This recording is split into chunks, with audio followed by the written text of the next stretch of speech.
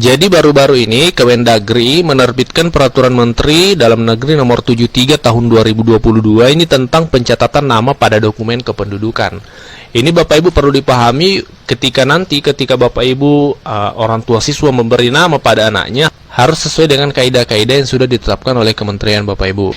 Yang pertama perlu kita pahami, pencatatan nama untuk di dokumen kependudukan ya, termasuk KK dan KTP, itu yang pertama harus mudah dibaca, tidak bermakna negatif dan tidak multitafsir.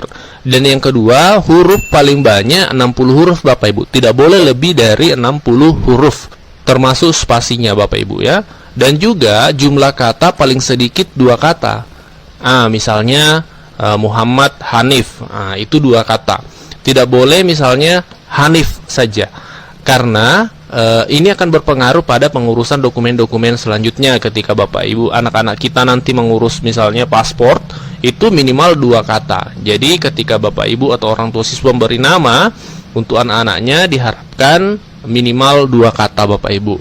Nah pertanyaannya adalah pasti Bapak Ibu bagaimana dengan yang sudah terlanjur 1 kata. Nanti akan kita bahas di peraturan ini juga dijelaskan secara detail. Silahkan disimak sampai tuntas Bapak Ibu ya.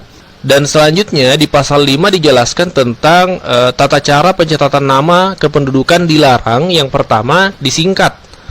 Nah tidak boleh disingkat Bapak Ibu. Misalnya Muhammad Hanif disingkat menjadi Muh Hanif. Itu tidak boleh Bapak Ibu. Dalam peraturan baru ini tidak boleh lagi disingkat. Jadi harus ditulis lengkap Muhammad Hanif seperti itu.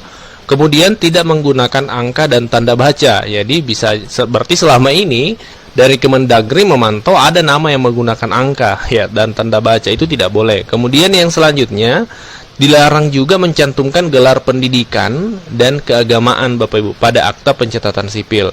Jadi ketika nantinya mengurus untuk dokumen kependudukan dilarang untuk mencantumkan gelar pendidikan SPD, SSOS, SE.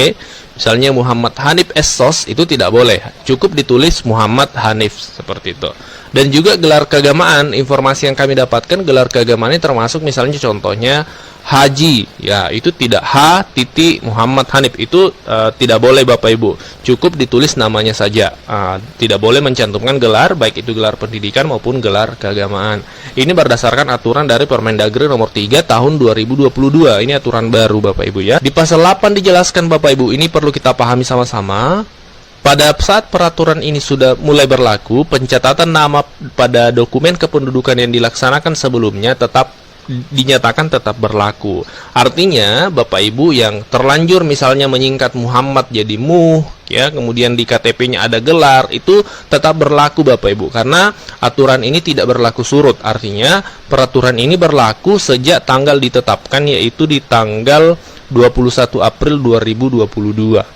Nah, peraturan ini sebenarnya diperuntukkan untuk anak-anak kita ke depan ya, cucu-cucu kita. Ketika kita memberi nama kepada anak-anak kita, itu harus mengikuti aturan-aturan tadi Bapak Ibu. Di antaranya mudah dibaca ya, jumlah huruf tidak boleh lebih dari 60 huruf ya. Kemudian paling sedikit 2 kata. Itu yang diharapkan. Kemudian juga yang dilarang tadi adalah tidak boleh disingkat ya, tidak boleh disingkat namanya. Kemudian misalnya Abdullah menjadi ABD ya, seperti itu. Kemudian tidak boleh menggunakan angka dan tanda baca, dan tidak boleh mencantumkan gelar pendidikan dan keagamaan. Ini info hari ini, silakan di-share kepada orang tua, kemudian rekan-rekan guru yang lain, supaya informasi ini diketahui dan bermanfaat untuk semua. Terima kasih dan Assalamualaikum warahmatullahi wabarakatuh.